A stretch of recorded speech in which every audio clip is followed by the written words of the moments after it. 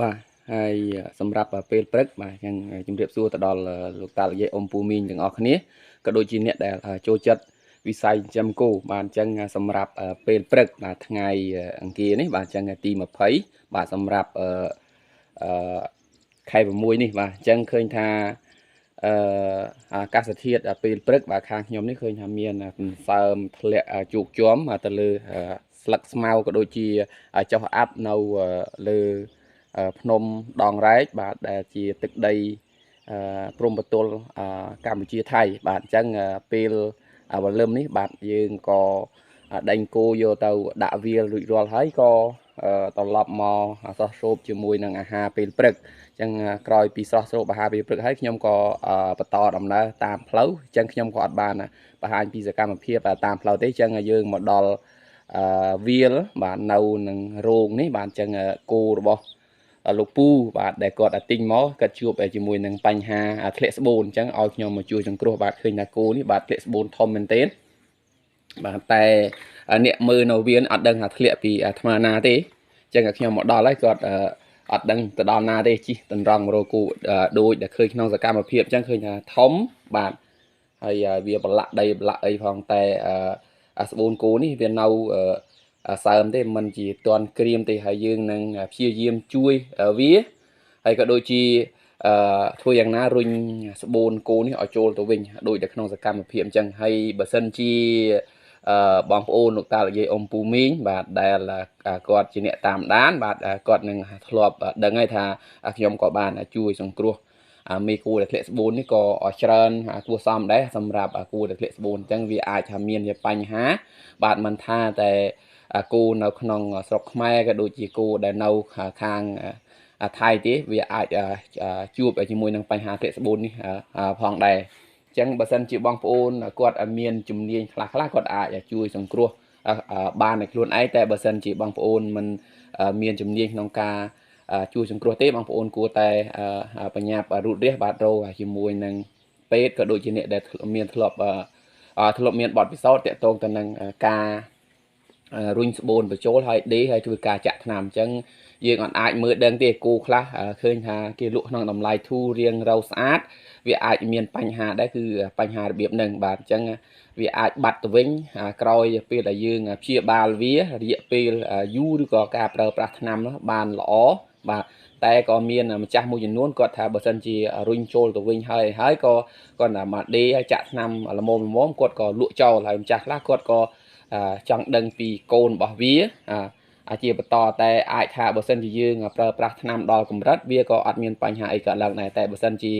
អត់មានការប្រើប្រាស់ថ្នាំបានយូរទេវាអាចនឹងធ្លាក់នៅពេលដែលវាកូនវា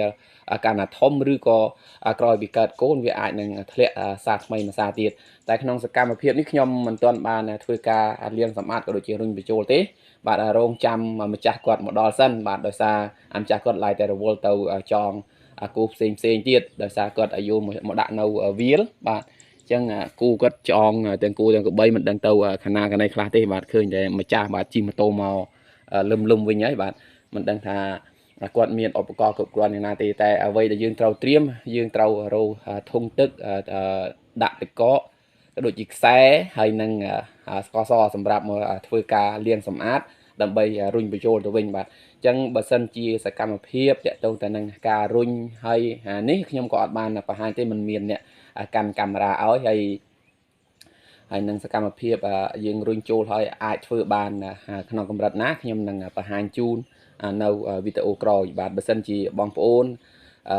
មានចំណាប់អារម្មណ៍ចង់តាមដានបងប្អូនក៏គ្រាន់តែជួយចុចជាវបាទទៅលើបណ្ដាញប្រព័ន្ធ YouTube ក៏ដូចជាចុច share នៅក្នុងប្រព័ន្ធ Facebook Page ក៏ដូចជា Facebook ផ្ទាល់របស់ខ្ញុំបាទ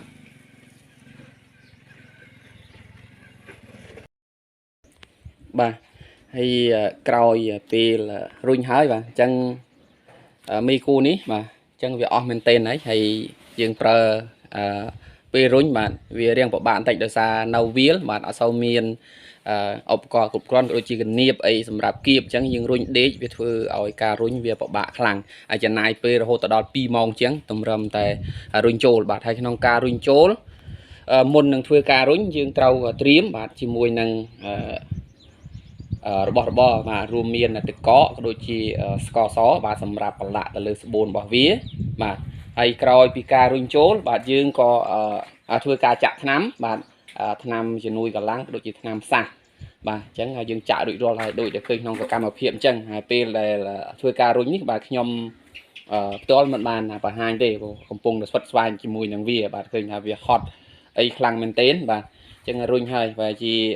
អាចល្ងាចយើងត្រូវធ្វើការចាក់ថ្នាំបន្ថែមមួយសាទៀតហើយចំពោះបងប្អូនដែលជួបជាមួយបញ្ហារបៀបហ្នឹងក្រោយពីរុញហើយក៏ដូចជាដេហើយរួចរាល់បាទគួរតែឲ្យវាស៊ីស្មៅស៊ីក្នុងកម្រិតតិចមែនទែនបាទហើយរយៈពេលដែលឲ្យស៊ីនេះអាចថាពីមួយអាទិត្យទៅ10ថ្ងៃហើយចំពោះចេះដែលដេនេះគឺខ្ញុំដេជាមួយអំបោះឆៅបាទមិនដេជាមួយនឹងកាវប្រភេទដូចជាកាវសារ៉ូមទេបាទអញ្ចឹងយើងអាចកាត់បានហើយកាវសារ៉ូមក៏កាត់បានដែរតែរយៈពេលក្នុងការកាត់ក្នុងចន្លោះពី10ថ្ងៃទៅកន្លះខែអញ្ចឹងយើងអាចកាត់បានបាទហើយក្នុងសភាពកាត់ទៀតបើសិនជាគោដែលវាអត់សូវប្រឹងយើងអាចធ្វើការកាត់បានតែបើសិនជាវានៅប្រឹងបន្តហើយម្ចាស់គាត់អត់សូវឲ្យប្រើថ្នាំផ្សះក៏ដូចជាថ្នាំជំនួយកម្លាំងអីទេគឺវាអាចនឹងធ្លាក់នៅថ្ងៃណាមួយទៀតឬក៏ក្រោយពីវាកើតកូនហើយគោនេះផងដែរវាពិបាករុញដោយសារកូនក្នុងពោះរបស់វានេះក៏ធំដែរខ្ញុំបានលូកមើលបាទអញ្ចឹងឃើញថាកូនរបស់វាអាចពី4ទៅ6ខែអញ្ចឹងកូនវាធំវានៅទាំងមុខណាយើងរុញពិបាកបាទពិបាកហើយរុញ2នាក់នេះបានឃើញថាប្រឡាក់ពេញខ្លួនពេញដៃអស់ហើយបាទអញ្ចឹងទើបតែលៀងបាទអញ្ចឹងយើងនៅចាំមើលវាមកសន្ទុះហើយក្រោយពីរុញក៏ដូចជាដេរួចរាល់នេះបាទនៅចាំមើលហើយត្រូវទៅចាក់ថ្នាំឲ្យគូដែលនៅភូមិធ្លោកជាបន្តព្រោះ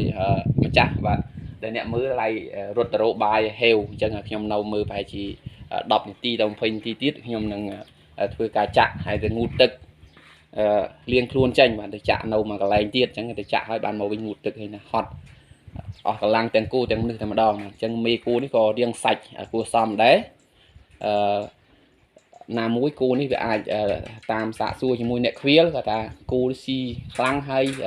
បកែរត់អញ្ចឹងវាអាចដែរដោយសារស្បូនវាអន់ហើយកូនវាធំផងគឺវាអាចជួបអញ្ចឹងដែរបាទអញ្ចឹងសម្រាប់វីដេអូមានតែប៉ុណ្្នឹងទេបើសិនជាបងប្អូននៅក្នុងប្រព័ន្ធ YouTube គាត់អាចចុចជាវនឹងបានទទួលបានវីដេអូថ្មីៗហើយបងប្អូននៅក្នុងបណ្ដាញសង្គម Facebook ក៏ដូចជា Facebook Page របស់ខ្ញុំសូមជួយ